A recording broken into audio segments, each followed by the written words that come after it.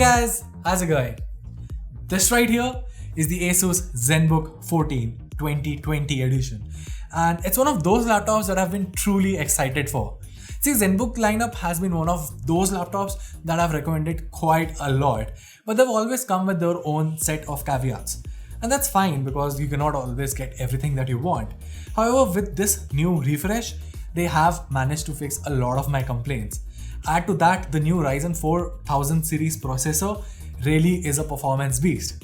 However, with all the new changes and all the fixes, there are a couple of new problems. Now, what are they, and is the laptop worth your buck? Let's find out. This is Varun from Guiding Tech, and you're watching my in-depth review of the Asus ZenBook 14 Ryzen Edition 2020. Let's get started.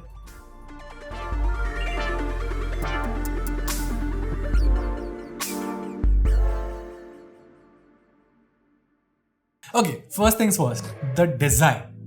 Now, it's safe to say that a lot hasn't changed here, but that's mostly a good thing. See, ZenBook's design have always been a good match of value for money with a premium design language, if that sort of makes sense. And this thing still carries on that legacy.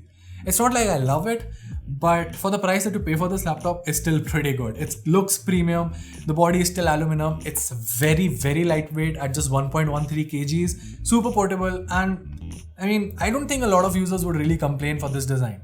There's also the beloved ErgoLift hinge, which I feel should be present on literally every laptop out there, for it's that good of a feature. Having said that, it's not like everything is so great. First off, this surface, as good as it is, like as premium as it feels, it is also a big fingerprint magnet. Also, this lid that you see right here. Okay, now do you see it? Yeah, hopefully you see it. Yeah. Look, I don't know who told Asus about the concentric circles design, but simply shifting your logo from the center to the side is not really a decent enough change. I'm sick and tired of this design. Like seriously, this definitely makes it look very cheap. The funny part is the VivoBook S14 that launched a couple of months back, with the new frosted finish, that looks way more premium. While this just gives off a very cheap feeling, which does not really make sense because the ZenBook is supposed to be the premium lineup. It is the premium lineup. It performs like that. It feels like that. But this lid really spoils the experience. And I don't know, man. It's something that Asus really needs to work upon. Just like you have that R&D team, like come on. You can come up with a better design. And if you don't want to come up with a new design, just give us the same look that you have with the VivoBook S series. Trust me, that's a very great finish, and that would really make the ZenBook laptops look a lot better than what they do right now. Then there are the ports, which is equal parts good and equal parts disappointing. Good, because on the left side you get a full-size HDMI port, 2 USB Type-C ports, and the LED indicator. Over to the right side, you get a single USB 3.2 port, a micro SD card slot, and well, that's pretty much it. Easily the best part here is that the 2 USB Type-C ports support USB PD up to 65 watts, which is great. The downside here is that there is no 3.5mm jack and there's just one USB Type-A port. Now, to Asus's credit, they do supply a USB-C to 3.5mm dongle and a USB-A to RJ45 port as well, which is fine, though I personally would have preferred a USB hub, a dock kind of a thing that has all those ports. But then again, because this is not Thunderbolt, so I can understand the data bandwidth not being enough to support all the ports as one. Even so, I'm quite satisfied with the ports in general. Now, another thing that I really like about the laptop is that it comes with this nice little sleeve. Trust me, it's one of the most premium sleeves that I've used, and the fact that Asus bundles it inside the box, it comes in the included package, is great. It's easy to use, just pop it in and well, like any other sleeve, and that's it. Simple. It looks quite fancy as well. Not exactly fancy, like not something that you'll flaunt. It's simple, minimalistic, and yeah, I genuinely like the texture here. And that's basically it. Apart from that design change that I really want to see on the back panel, I'm quite satisfied with the design here. In terms of the design, the only thing that they've literally changed are the ports here, because everything else feels a lot similar to the previous ZenBook 14 and the ZenBook 13 and the overall ZenBook lineup. And like I said, if it ain't broke, then why change it? It's good, works, looks premium, fits the bill. What else do you want? Okay, so you must be liking the laptop so far, right? Welcome to the biggest downside of this laptop, which is the panel. Okay, it doesn't look that bad right now, but trust me, it is bad. I'll tell you why in a bit. The panel here is really bad and I hate it. See, the color reproduction is great. It's probably one of the best ones out there for this price segment. The panel gets quite bright as well. The bezels are quite slim too. But if you know me, you know that I am quite critical about a lot of things. And backlight issue is something that I cannot digest. I'm sorry, I cannot digest. If you're paying close to 1 lakh for a premium laptop, the amount of backlight bleed on this panel is literally unacceptable. So much so that if you're using your laptop, like I personally use my laptop in dark mode all the time. So if you're in a dark environment, like if you're working at night and you have some dark windows open, like if you're using dark mode on your web browser or just working on a different page, or even if you're trying to play a game such as Resident Evil or Metro Exodus, obviously not on this laptop, but like just to give you an idea, or if you're watching a movie which is shot in dark scenarios, this panel really spoils the experience. Like the backlight bleed issue on this thing is absolutely unacceptable, to the point where you can't even use it in a dark room having your dark mode turned on the laptop. And it's really disappointing. See, to some users, actually to a lot of users out there, this might not sound like a big deal. And I get that. I totally get that. I mean, there are users in my team who thought like I'm making a big fuss out of it. And that's fine. Everyone's entitled to their own opinion. That's completely fine because everyone has a different use case. For me, I use my system mostly at night or usually in a dark room, and I always have my dark mode turned on. So for me, using this panel was quite a task because it just means that I cannot use my daily apps normally. So much so that I can't use Twitter on this normally. You know that I'm very active on Twitter. And the fact that I really have to switch to a light mode or the day white variant of Twitter while I'm using it on this laptop really spoils the experience for me. And that's such a shame because as you'll see in this review, there's not a lot wrong with this laptop. In fact, a lot of things on this laptop are really good. But that display is sort of a deal breaker for me personally. Now, if you just move the panel to the side for a while and focus on the keyboard here, this is one of the best keyboards that I've used. Like, as much as I dislike the panel, I think I love the keyboard twice as much. It's that good of a keyboard.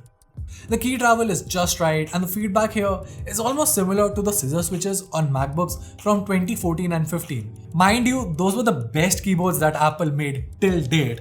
And the fact that Asus has managed to offer feedback quite similar, not exact to it, but quite similar to that is fantastic. The key travel is fine, but that springy action that you get at the end of every keystroke is what makes the experience so good. Like literally, it feels really good while typing on this.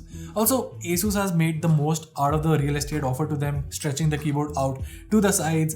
Everything is well spaced out. You can adapt to this layout very quickly, and I was averaging around 80 words per minute within my first day of my usage of this laptop, which is astonishingly great. I mean, I haven't been able to reach those speeds on any review unit within at least a week. It takes me more than a week to reach that level of typing speed. And with the ZenBook, it was just so fluid. The LED backlight here isn't the best though, but then again, it gets the job done for the most part. Then there's the touchpad. Now usually I've never been a fan of Asus's touchpads because they've always been super unreliable. There have been ghost touch issues, the surface hasn't been that good, gestures mostly don't work. So yeah, I've never been a fan of it. Now, I'm not saying that this changes my opinion, but I will say that at least on my unit, the touchpad is amazing. It's wide, the gestures work well, and there's decent palm rejection as well. The touchpad here also doubles up as the numpad, which is great. Like, it works as advertised, you can use the numpad while using the touchpad normally too. So yeah, that's fine. That said, I do wish that I got the screen pad here instead of the numpad, because the screen pad obviously adds a little bit more functionality here. You can have a different window opened up. So yeah, personally I would have preferred a screen pad, but then again, the last time I tried a screen pad, that was a very expensive laptop from Asus, and secondly, the overall experience as a touchpad wasn't that good. So yeah, I would actually prefer something like this in a more realistic use case. This, because as a touchpad, it works very well. So I think, yeah, I'll still prefer this over a screen pad in general. Now moving on, let's talk about the audio. We have the two bottom firing speakers that have their audio bouncing off from the surface due to this ergo-lift hinge. Now, Asus claims that it offers a good sound experience, and that's usually been the case, usually works. But I was quite taken aback by the audio output of this thing. This thing can genuinely get quite loud. Like, seriously, it can get quite loud, and I wasn't really expecting this kind of an experience from this setup. Okay, so here's a thought. Asus definitely did have a lot of space above the keyboard where they could have placed the speaker system, like a lot of older Dell Inspirons used to do. That would have been more preferable, but I'm quite satisfied, in fact more than satisfied with the output here. Because the audio gets loud, sounds clean, and it's well optimized and well tuned as well. The vocals can be a little bit mushed because of the audio bouncing around, but the mids and the lows are pretty good. Next up, we have the webcam, which is an essential feature, especially in these times. And I feel this is probably one of the best cameras that I've used on a laptop in a very, very long time. It's still a HD webcam, like 0.9 megapixels, but the clarity is definitely here. And right now I'm recording it in a comparatively well lit condition. I have two lights on my face, but even while I was testing it out at my home, the lighting conditions were great. And one thing that you'll notice is my video does not feel choppy at all, because that's one thing that I've noticed with a lot of webcams, that if I'm moving my face here and there, or if I'm doing some hand gestures, the video gets a little choppy.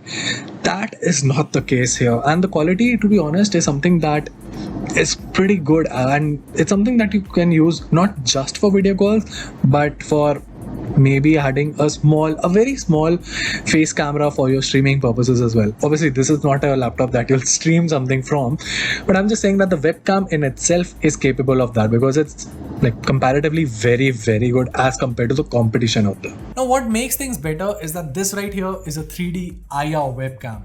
So obviously it comes with support for Windows Hello. Now, argue with me all you want about security, but when it comes to ease of convenience, I would any day pick up Face Unlock over the fingerprint scanner. Also, fingerprint scanner on Asus laptops have always been unreliable. They work almost 4 out of 10 times, so that's not really great or anything. This thing hasn't failed on me so far in the 3 weeks that I've been using it as my daily driver, which is a big thing, because Windows Hello in itself hasn't been that great. But just like you saw, the webcam quality is great. Obviously, for a HD webcam, it's great. For the competition also, it's great. And couple that with an IR sensor, Windows Hello has been working flawlessly for me. Now, in terms of software, the laptop comes with Windows 10 Home Edition and a license from Microsoft Office Home and Student 2019, which I really like. Most brands, including Asus itself, usually just bundle a 1-month trial. Actually, not even a 1-month trial for Office 365. Which is really disappointing, and in contrast to that, it's nice to have a license for Microsoft Office, even if it's just Word, PowerPoint and Excel. Other than that, there's the My Asus app and the McAfee antivirus, two software which I don't really make any use of, and are for the things that I just uninstall right out of the box. Okay, so now let's talk about the performance factor. Now, our unit here comes equipped with the Ryzen 7 4700U with 16GB of DDR4 RAM, clocked at a whopping 3733 MHz in dual channel. The APU here also gives you Radeon graphics with 7 cores, which offers a graphical output equivalent to Nvidia's MX350. There's also a 512GB NVMe SSD from Kingston that's pretty fast as well. Now, we all know how Ryzen is hungry for great RAM, and the dual channel RAM here, clocked at 3733 MHz, is great. Granted, it's still LPDDR4X, but to be honest, the performance on this thing has been flawless. Windows in itself is flawed, but the experience on this thing hasn't had any issues whatsoever. Obviously keep your expectations realistic, but even with heavy usage, I haven't noticed any lags or hiccups whatsoever. And I'm talking about having 25 to 30 tabs open on Google Chrome while having the Spotify app open in the background, while also using Photoshop to make a couple of thumbnails here and there. Yes, Photoshop also runs perfectly fine on this without any issues. The load times are there because Photoshop obviously will take a toll on your system's performance, especially if you have Chrome running in the background. But once the app is loaded, there weren't any issues inside Photoshop. So yeah, that in itself is a big factor. Now obviously the Radeon graphics here aren't massive or anything, but it can run a game or two pretty well.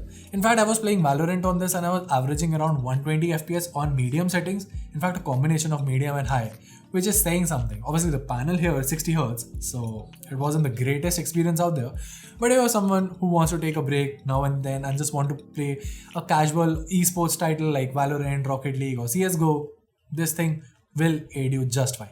Now, of course, when you go slim, you do lose out on upgradability, and well, this laptop isn't that upgradable. Opening this thing requires you to have that slim hexagon screwdriver, after which there are two star screws under the rubber standoffs on the top. Remove it all and you'll see that the battery occupies most of the chassis, and in terms of upgradability, it's just the SSD that you can upgrade. The RAM is soldered on, that too on the flip side of the laptop. And even the Wi-Fi card here uses pin connectors unlike a standard PCIe port. But then again, it's fine since it does come with Wi-Fi 6 support, so I doubt if anyone will be upgrading that anytime soon. Now the cooling here is taken care by a single fan, and while the setup does not look ideal for a Ryzen build, the laptop surprisingly stays cool under decent load. Lastly, there's the battery life, and as you just saw in the internal shot, the 67 watt-hour battery occupies most of the space, and that is a big battery. In fact, in my heavy usage, I was able to squeeze about 8 hours of juice from this laptop, which is extraordinarily great for this kind of power. I mean, for a normal user, if you're using with medium usage and you have it on your balanced power setting mode, you can easily get about 11 to 12 hours of battery backup without any issues, and that is great for a premium laptop. What makes things better is the USB-C charger. Obviously, it comes with a standard 65 watt charger from ASUS, which is great. But for me, it means that I don't need to carry extra chargers. I can just use one charger that I have to charge my laptop, my headphones, my smartphone, everything. Easy peasy. So, the verdict. Well, this variant right here, the variant that we have with the Ryzen 7, this retails for about 90k. And for that amount of money, this is the no-brainer. It's a much better value than compared to its i7 counterpart, and almost everything about this is great. Now, one issue with ZenBooks in general that I've had as a review has been that while it's still been one of my most recommended product series out there, I've always had certain things that I tell to people that okay, you can buy this product, but you have to keep this thing in mind.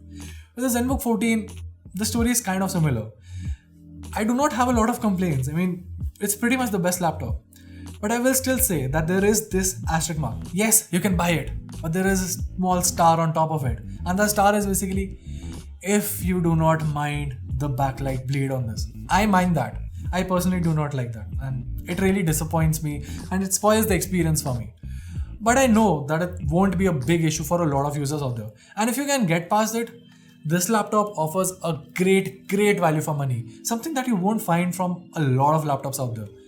So this in itself is a very premium package that offers a great performance, works well, and well, I don't see why a lot of users won't go for it. In fact, this is probably going to be one of the best-selling laptops out there, as it is with every ZenBook product that ASUS launches. Though I feel this is one of the most polished ZenBooks that I've used in a very long time. That said, now we obviously do talk about competitors, and well, we have the MSI Immortan 15 in the house, bro. The review for this will be coming soon, so make sure that you're subscribed to our channel and hit that bell icon to stay tuned for all upcoming videos. Also, if you have any queries about the ZenBook 14, make sure to sound off below and I'll try my best to answer all of them. Till then, this is Varun from Guiding Tech, and I'll see you in the next one.